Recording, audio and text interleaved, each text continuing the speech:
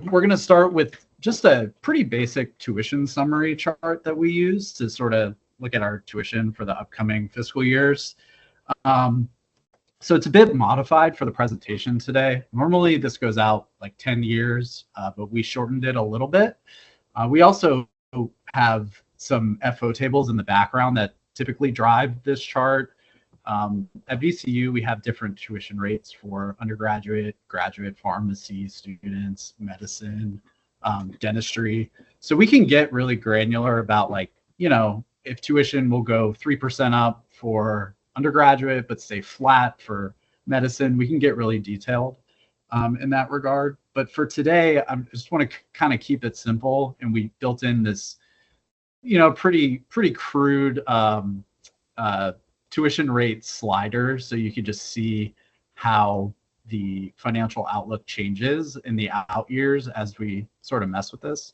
And the same thing with the chart here. We can look at, you know, our revenue makeup on the tuition side of things. So in the budget office, obviously our tuition is our main driver of revenue. So this is a really good starting point for us to kind of just see everything listed out. You know, an approximation of our tuition revenue on a cash basis, prospectively. We have our tuition rate increase kind of listed down here. Like I said, typically it's a little more granular than just 3% or something like that. And then down here as well, we also have our FTEs, so like what we're expecting for our full-time equivalents for the year, as well as the actual tuition rates listed down here. And we just I kind of just have this sample FTE adjustment. Typically this would run in a background FO table, but you know, we can adjust FTE as well as tuition to just sort of see how things change.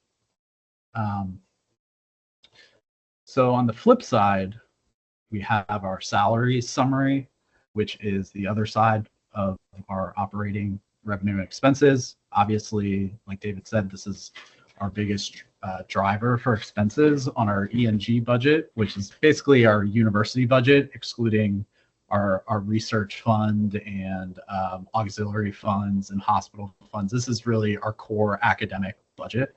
But what's really useful about this summary is we actually have all of our staff salaries listed here, not just for the university. And the reason we have it set up like this is so we can sort of, like I said, connect more to the financial statements and see how our budget planning is going to, you know, impact our cash situation in the future. So yeah, the chart really helps us see the impact of salary increases at all funds. And why are salaries important for us to plan out? Well, the salary changes year to year can be highly variable. We really don't know until very late in the game what the state is going to do as far as mandating salary increases. So for instance, you know, I started at VCU in 2017. I think we had one salary increase in 2018. It was flat for a couple of years. And then obviously over COVID, we had all this inflation. And then David, I don't remember exactly how much it was, but it was like a 7% salary increase.